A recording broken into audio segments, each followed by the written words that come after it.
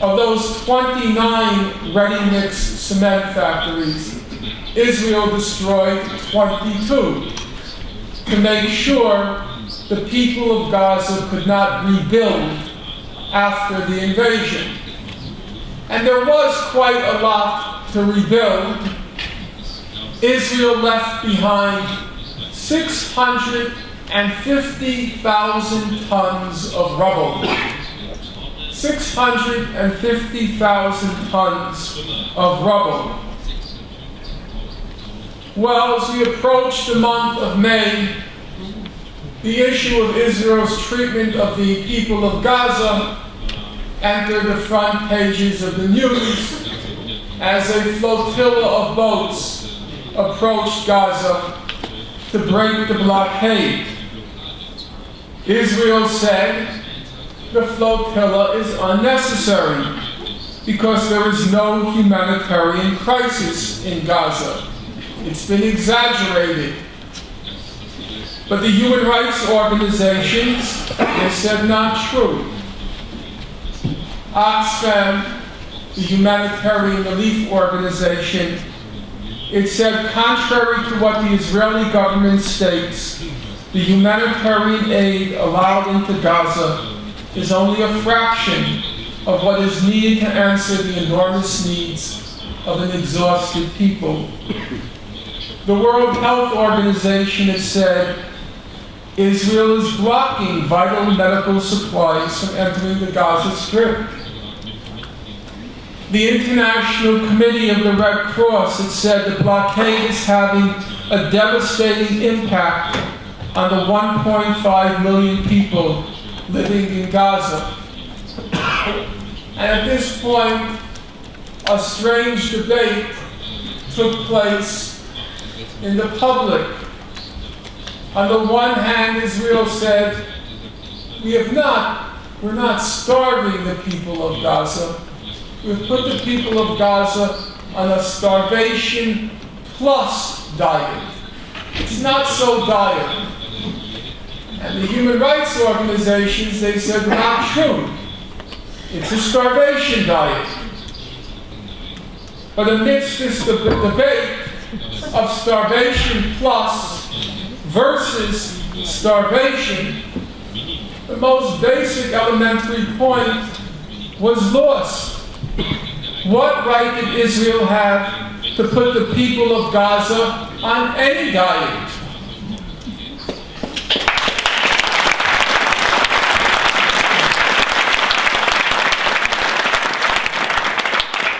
Now, even Israel's harshest critics, they agreed with Israel on one point. They said that Israel does have the right to prevent weapons from going to Gaza.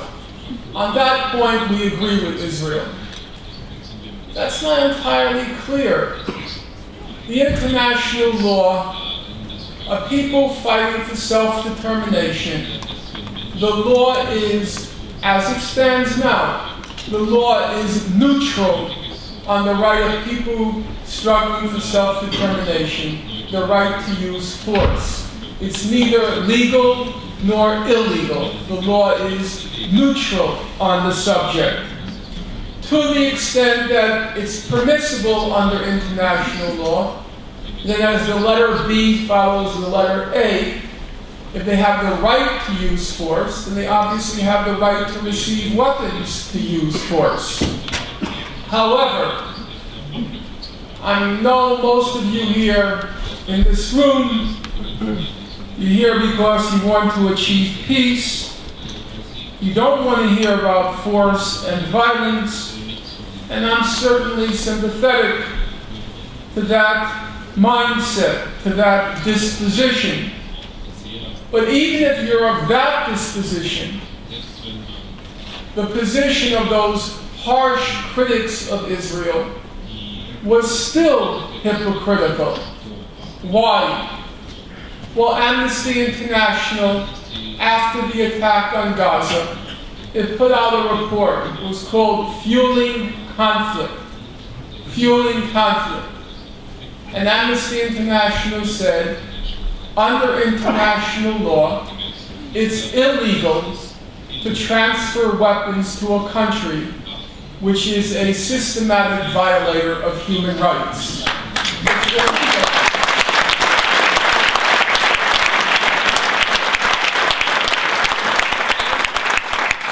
Amnesty International then said, yes, Hamas is a systematic violator of human rights. But Amnesty also said, yes, Israel is a systematic violator of human rights. And therefore, Amnesty said, there has to be a comprehensive, total arms embargo on both parties to the conflict.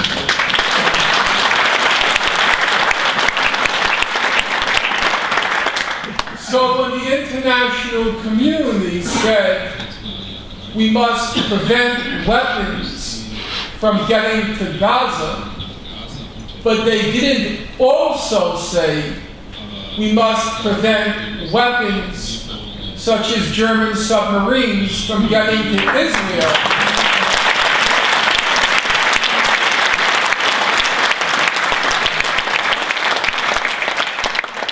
They were being completely hypocritical, not to mention that they were outlaws, or so says Amnesty International. Well,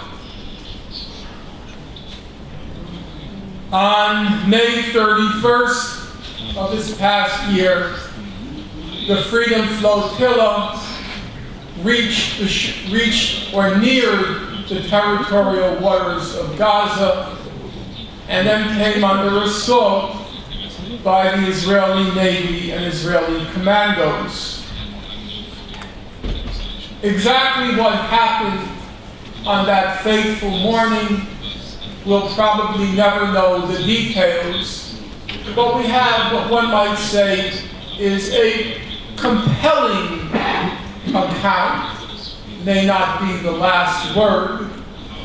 The Human Rights Council appointed two respected, distinguished international jurists to investigate with a larger group of people what happened on the flagship, the Mavi Marmara.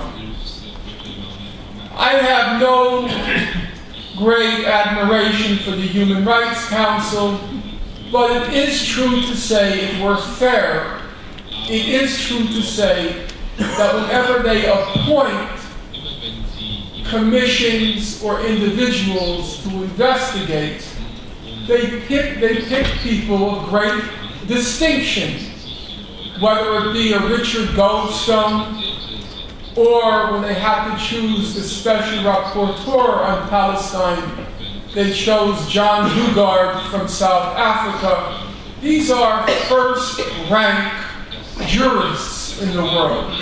And they chose people of first rank to investigate what happened on the Mavi Marmara.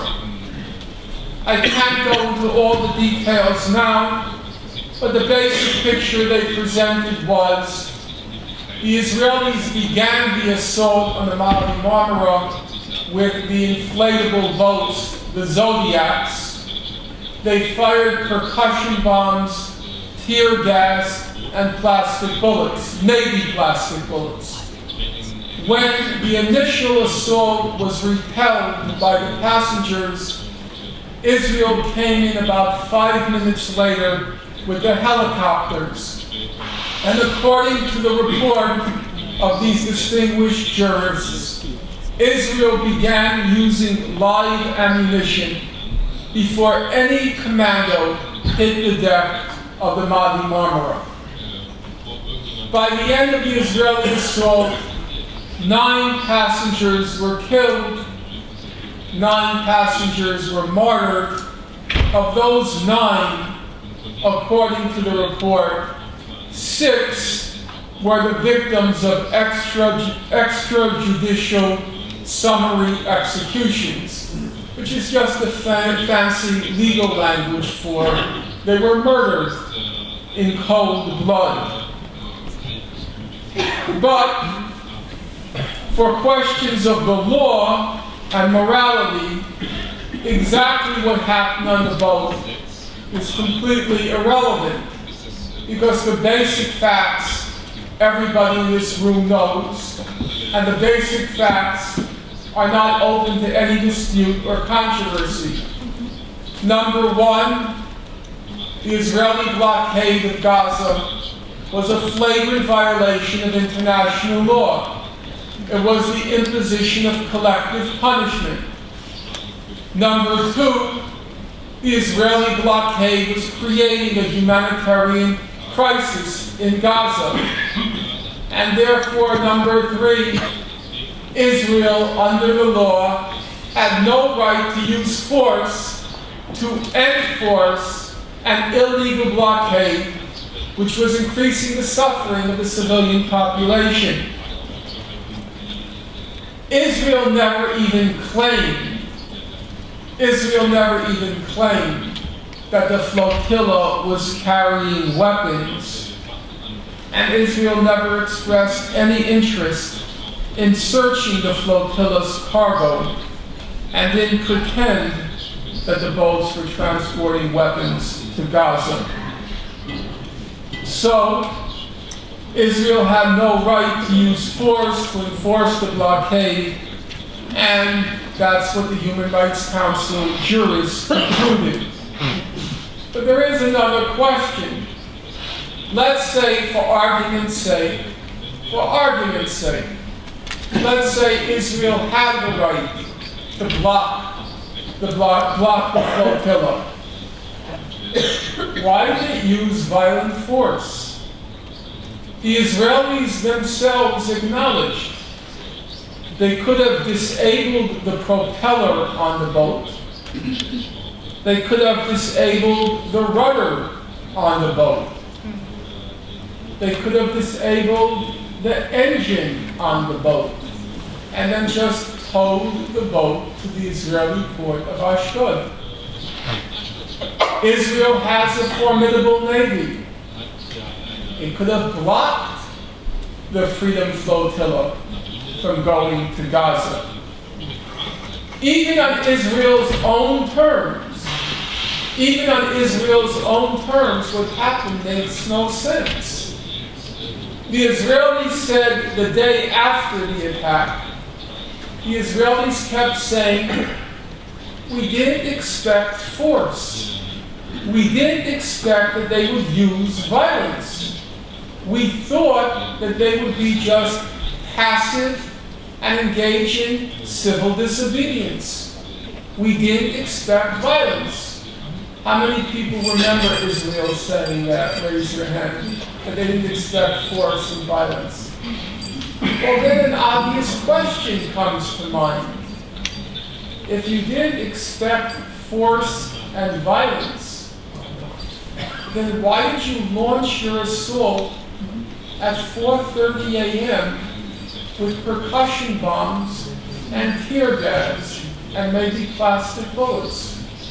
Why didn't you just board the boat in broad daylight and bring along lots of reporters, lots of journalists from Der Spiegel, Der Stern, Der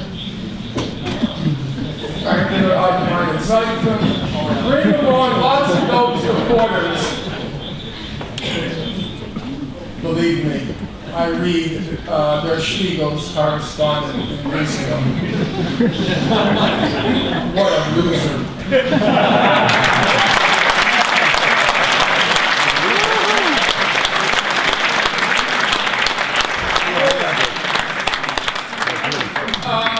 Israel could have simply brought along journalists to show that its intentions were peaceful.